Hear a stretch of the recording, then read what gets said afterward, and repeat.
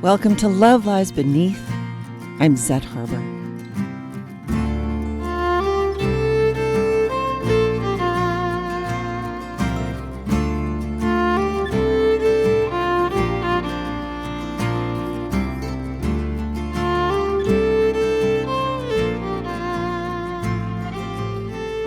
And I'm glad to have you here.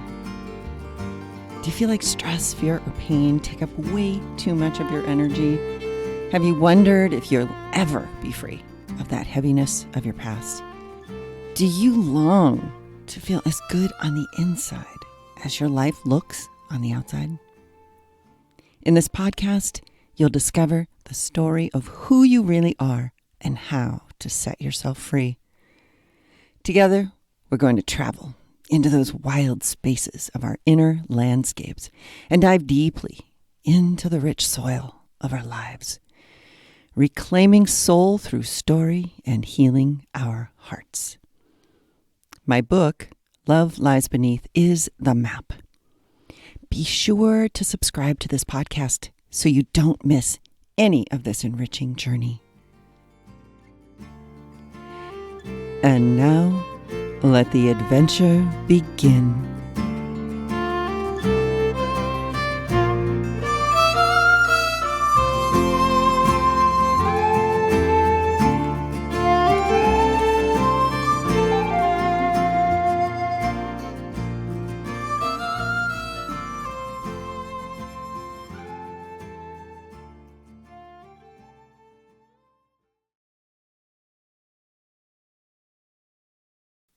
I want to talk with you about stories as guides to greater self-awareness and greater self-acceptance.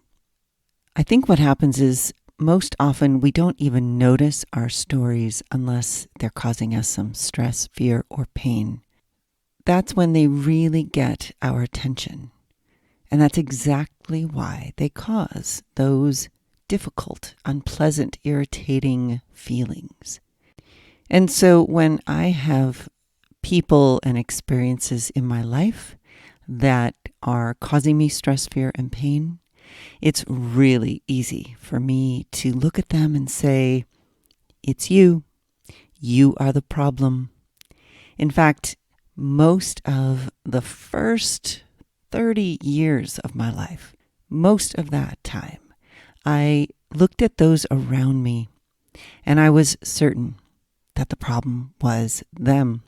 I knew that I was responsible for myself. I knew that I could be accountable for my behaviors. What I didn't understand was that by looking at them as the problem, I was missing an opportunity to really come home to myself in a really powerful way. And I remember when I realized that the things that I thought were facts about my life, in actuality, they could simply be stories. Stories that were giving me messages. It was like they were encoded into the details of the stories. So what appeared to be the problem on the surface, that other person, that situation, was in fact an invitation. And it was really the moment I learned how to think metaphorically about my life that this all changed for me. And that's what I want to read for you now in this next section of my book.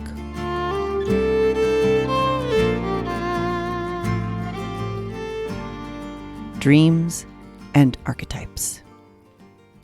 One way to uncover the truth that love lies beneath all of your beliefs is by allowing stories, including folktales, to act as guides.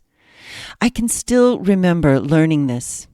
I had worked with a therapist for a few years. Joanna Verhaar was a gifted guide, and my work with her saved my life. She introduced me to Carl Jung and Joseph Campbell. Jung. Carl Jung has often been called the father of transpersonal psychology.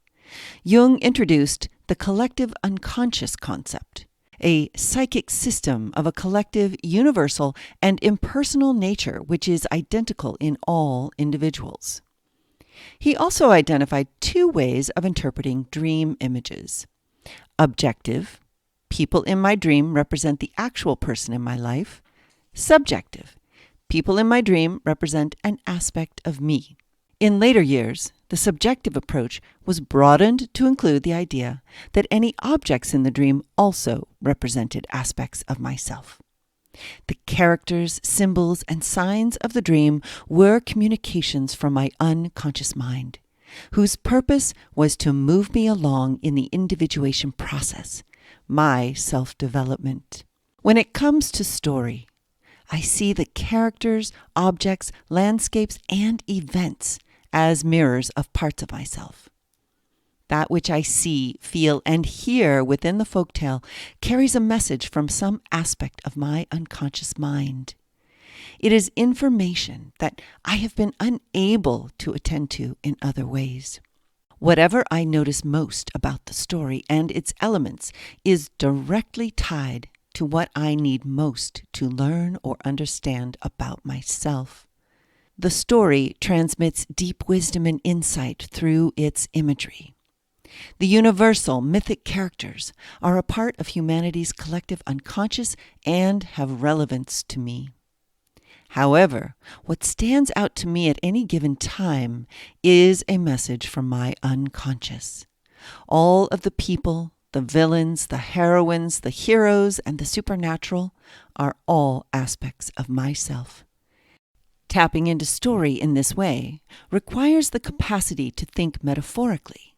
It is the ability to allow an image from a story to represent an aspect of myself. It cannot mean what it appears to mean. Instead, it is an imaginal expression of profound truth. When I am willing to receive it as a messenger, my story deepens. Campbell. Joseph Campbell was a professor, author, and mythologist. His best-known book, The Hero of a Thousand Faces, popularized the idea of universal mythic themes. In listening to Campbell, I felt a sense of amazement and hopefulness that the stories about my life that I thought were factual could be mythological. Surprisingly, it was the story of the Madonna and Child that opened my eyes to this. I had been born and brought up in the Catholic Church. My parents and grandparents were from upstate New York. We came from an unruly mess of immigrants from Ireland, England, and Germany. The story of Jesus and Mary was as familiar to me as any of my own family. Despite loving the spiritual underpinnings of the church, I had been wary of its teachings about the role of women from a pretty early time. I attended Catholic school almost exclusively, which meant Mass every week. Even with my misgivings about the church's gender prejudice, I participated wholeheartedly and was an avid reader of the lives of the saints. I played guitar for services and sang in the choir. Finally, in my young adulthood, I gave myself permission to rebel and to become a feminist. One of the things that stuck in my craw was that Mary's divine child had to be a male. At its core, my argument was with the whole maleness of divinity in Catholicism. Where was the honoring of the female as the treasured, cherished one? So much of my childhood centered around the church and its rituals. I had been baptized, and while I certainly did not remember it, I knew it was a big deal that it had been done. When I was about 7 or 8, I went to confession for the first time. That was terrifying. Then I wore my white frilly dress and veil for my first Holy Communion, which felt much more like a party. And as a teen, I had been confirmed, choosing the name Augustine because we were encouraged to select a male name. I loved the smell of the incense, the chanting, the priest's ritualized motions, and the pageantry of it all. I was deeply in love with the stories of the saints' lives and often had prayed to be one of them. My secret desire was to become a priest, although that would never happen, at least not in my lifetime. By the time I was a young adult, I had abandoned the church, ultimately believing that it had betrayed me. Like any unrequited lover, I was bitter and rejected everything I had ever experienced with it. That is how I thought and felt about Catholicism, especially the male centrism of it all. When Joanna pointed me in Joseph Campbell's direction, I listened to his exploration of the symbolism of the iconic image of the Madonna bringing the male child into being. I felt freedom open up within me as I understood that this was a visual metaphor for the breathtakingly beautiful universe giving birth to all of life. The child was male to represent that life is entirely unlike that from which it arose, and that this source of life has been feminine throughout history. Suddenly, I saw grace in this symbol, where before I had only seen oppression. Even though this story had been passed on to me by the church as a literal truth, here I could see that it held much more profound and more powerful wisdom. Almost as if by magic, I understood that my own factual and true stories could also be the bearers of beauty and wisdom.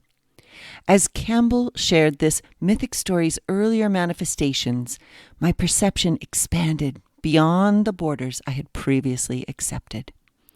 This created an inviting spaciousness and planted the seed for my relationship with storytelling. Who to blame? What struck me most powerfully about both Jung and Campbell was the notion that the ordinary details of my life played a smaller role than I had been taught to believe. Both of them talked about archetypes and myths as powerful drivers of one's life. I learned the language of epic themes and dreams by listening to them and reading their work. I began to see patterns in my own experience that felt similar to these universal human adventures. Suddenly, I realized that I was not some isolated, untouchable, and broken being, undeserving of love and happiness. I began to contemplate the possibility that I might actually be a part of something greater. Up until this time, I felt like I had been asleep at the wheel of my own life. There were good and bad days, but they all contained an undercurrent of bleakness. I wanted to have love in my life, yet I looked for it in all the wrong places. I had honed my skill at ignoring my pain and suffering. My level of denial allowed me to project what passed for a sunny disposition most of the time.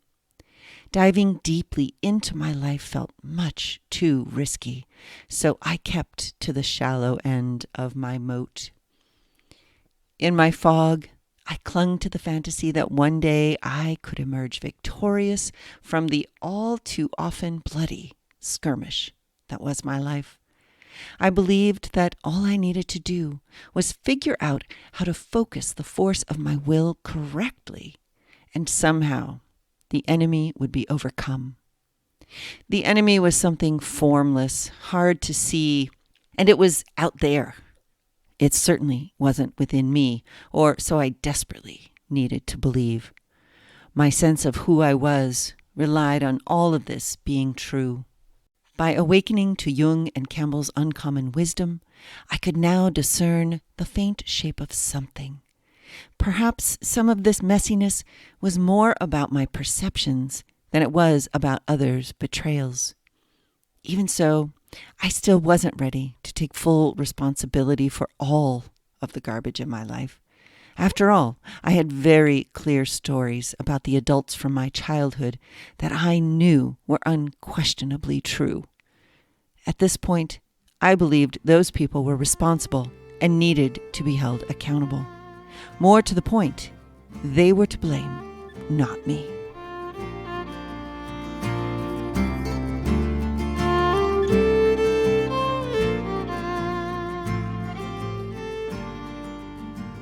Where in your own life Do you have the opportunity to stop seeing details as facts and to give some room within your mind, your heart, and your soul to considering what the greater meaning, the metaphor might be in the stories that you have about yourself, your world, and your place in it?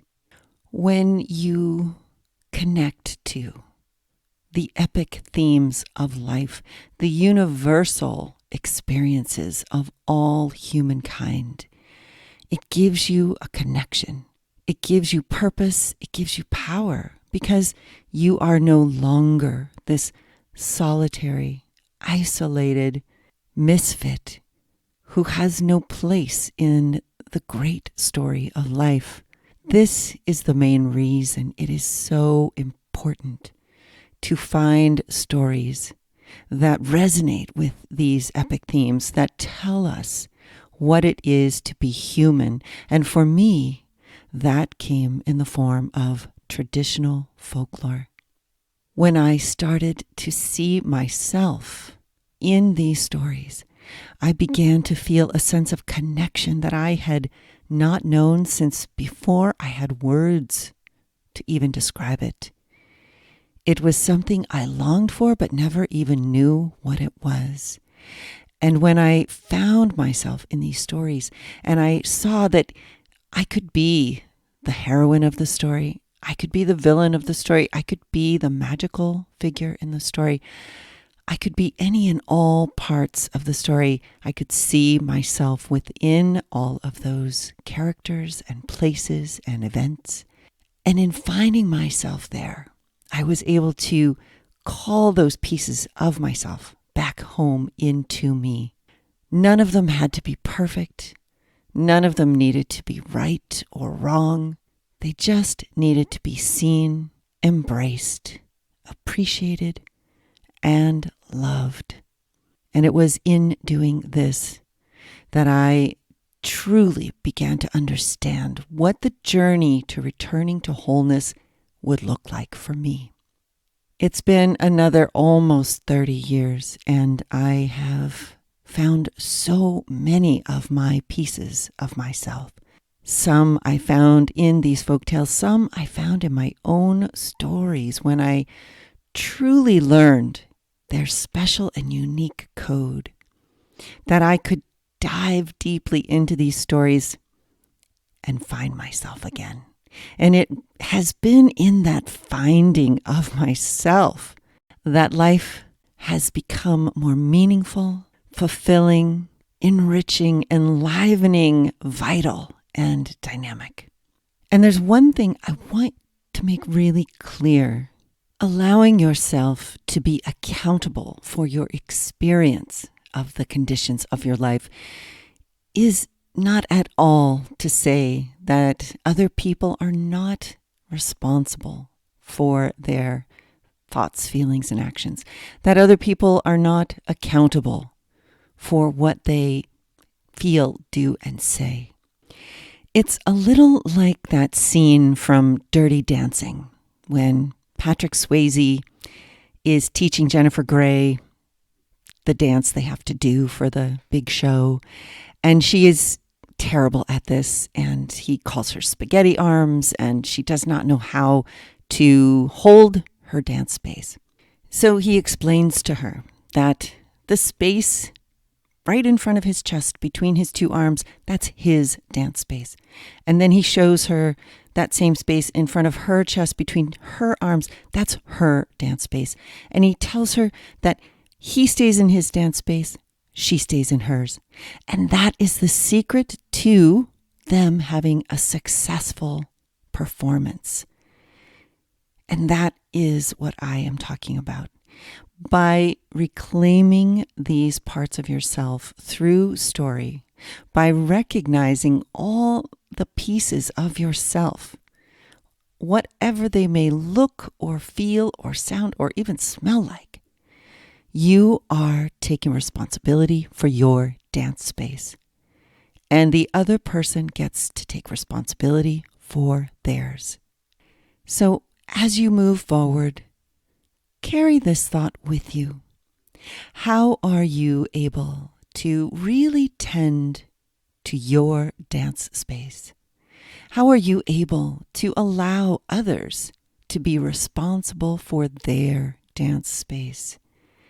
And what part of your stories are you able to relax and open your imagination to see the possibility of greater meaning and depth and wisdom?